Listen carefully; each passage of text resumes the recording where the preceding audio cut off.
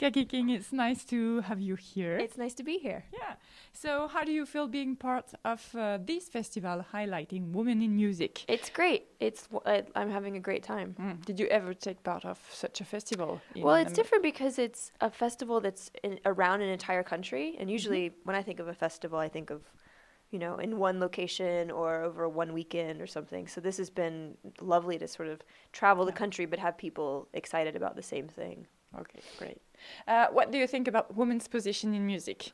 As you were the first woman to be named New Guitar's God by Rolling Stone magazine. So, what do you think? I play guitar for a living, and I'm a woman. Okay. Let's talk about your album Glow. Why did you return to your instrumental roots with Glow? You last released a vocal-free album. The vocal-free part of that was not actually very intentional. I think that I really didn't know what I was doing. I didn't know what I was aiming for. The only goal that I had was you're right, to kind of get back in touch with myself as a guitar player. I've been playing since I was a little kid. And it's something that's so part of my universe that I was a little bit at a crossroads. Like I didn't know if this was going to be the thing I did forever. So I just didn't make any sudden moves. I just kept playing guitar. I just kept, and playing different guitars and then retuning different, just keep trying to reinvent things for myself. And the result was Glow. I mean, the vocals are kind of, I don't really think of that as part of the decision-making process. There are a lot of instrumental songs on all of my records, including the ones that have vocals. So it's not so much a, do we sing or do we not sing? It's more like, what is this song headed for? And the songs on Glow are all headed for this sort of centered around the guitar, and everything else plays a supporting role. All right. Okay. So I want to know how you come up with the themes for your songs. Is it everyday life experience, like you said on stage? Yeah. Not most of the songs. Like themes. Seems like names of the songs. The names of the songs are pretty irrelevant, I mean, Okay. Well, it's true. I mean, it's an instrumental song, and so you just name it something so it'll be, able to remember this song from that song. I mean, I think that instrumental music has a lot in common with abstract art. Yeah. Okay. It's not about, for me, well, listen, for me, I'm not trying to get too heady, but for me, it's like, I don't have to sit in front of a Rothko or a Kandinsky and have it explained to me. Yeah, okay. I just know what it makes me feel. And it makes me feel something that is deeper and stronger and wordless. Okay. And that is what instrumental music has always done for me, for classical music, jazz, anything that doesn't have a context. It's put me in this place of emotion and wordlessness, and that is what I am attracted to in instrumental music. Okay. Can you talk a bit about the Cargo Cult video clip? Why did you record it in an hospital dress? Well, to me. Okay. Yeah. So, and then you're playing under the sea. How did you have that idea? I mean, where do you want to bring the audience or the listeners? Again, it's funny. I worked with... imagination. Yeah, it is. And it's really, I'm not a video director and I'm not a cinematographer. That's not the field I work in. But I worked with some guys that they're amazing at that. And their names were Matt and Ciel. And I had seen some of their work. They have a production company. And I thought, well, do you want to do a video? And they said, we'd love to. And so it was really their imagination. And... again, it's kind of this feeling you get. It's not meant to have a real story or tell. Okay. It's not a narrative, and it looks like there's a narrative because there's me and there's ghost me and then there's water and, but I think the truth is we were sort of making it up as we go along. Okay. and it really is just something it was just something to look really beautiful. Yeah. And that's all it needed to be. So that's kind of that's the story. Okay, great. What's your favorite song to perform right now? You've got a lot under your belt, so you have one favorite? That's a great question. I mean, my favorite songs are actually the ones that are usually new and challenging. The ones that I have to concentrate. The ones I can't just, tap into my memory and my physical memory. So I think the song Kelvinator is actually, it's a really, really tricky song, and like when I play it well, I like get a lot out of it, and it doesn't, I mean, that song, like when I get to that song in the set list, it's almost like I can tell you from my performance, like how many hours of sleep I got, if I had a good meal, like if I, talked to my friends today, like I can almost, it's really crazy, but I can almost judge my like stamina and my feelings based on how I do on that song. It's just really hard, and I haven't practiced it for, the 10,000 hours that I'm supposed to, but that song, Kelvinator, that's the one that I'm really, when I get it, it feels really good. Good, right.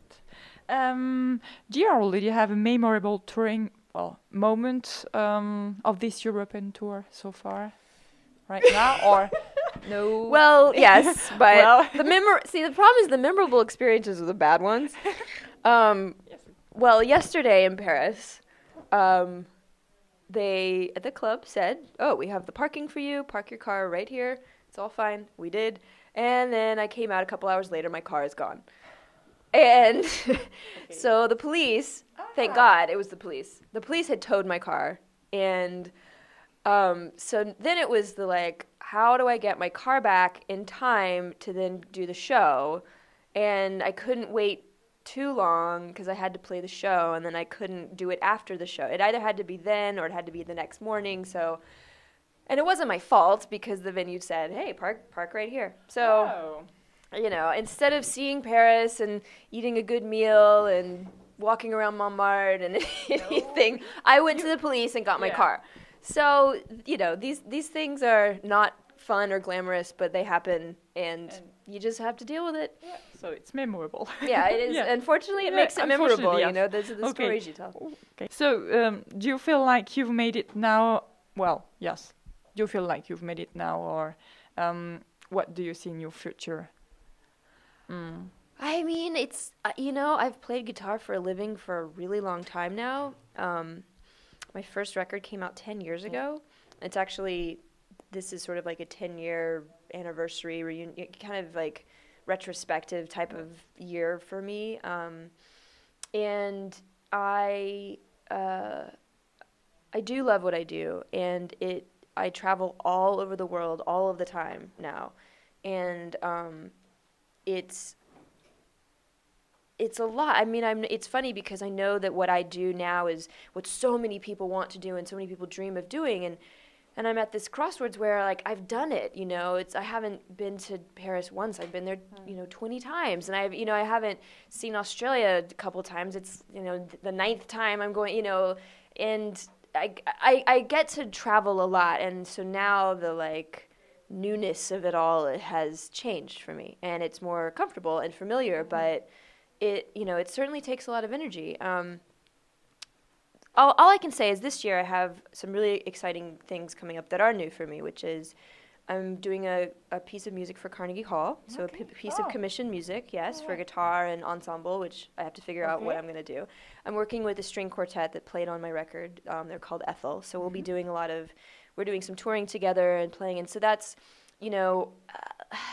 having done guitar, I get to tap into all of these different worlds. It's very cool. So for me, this next step is, I guess, classical music or contemporary classical music. Okay. So that's... It's something I never thought I was going in a rush to do, but now I'm doing it. So I think that if you make plans, God will laugh at you. All right. Are there any artists you're looking to collaborate with? Lisa Vandera. Yeah. Oh, okay. Yeah. No, I just saw her show, and it was so good. It's funny because being a solo guitarist is sort of, by definition, solo guitar. So I prefer to just be a fan of a lot of artists and kind of not try to, to tempt fate too hard. Maybe But I think also, like my ideas are stupid. My ideas aren't like I never wanted to collaborate with the Foo Fighters. Like that wasn't, that wasn't in my plans. So my plans are dumb. So I just stopped making plans and then something better than what I thought would happen. So okay, so you're waiting for them to ask you to collaborate. No, well, I'm waiting for signs from heaven. I don't know. Okay. I must sound like a very religious person in this interview. You asked for postcards. Yeah. I know that. So, do you do that at every show, or?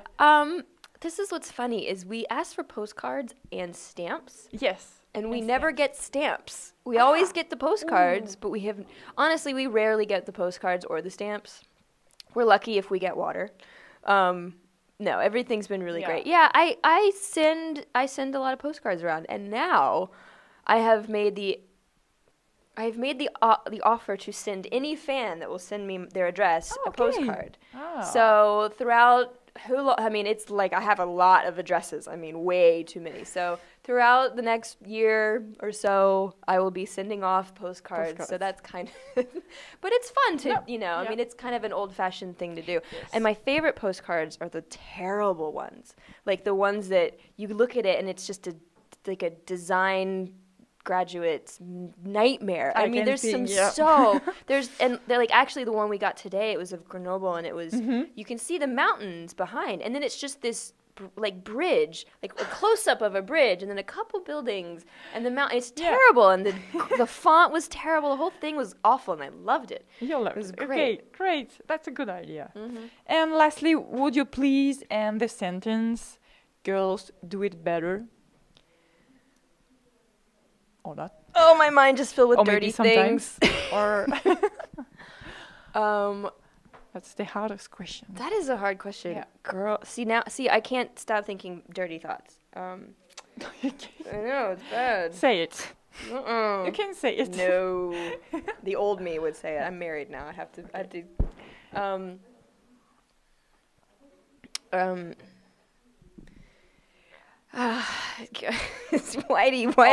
why do people do this to me? Say whatever you want to end the interview.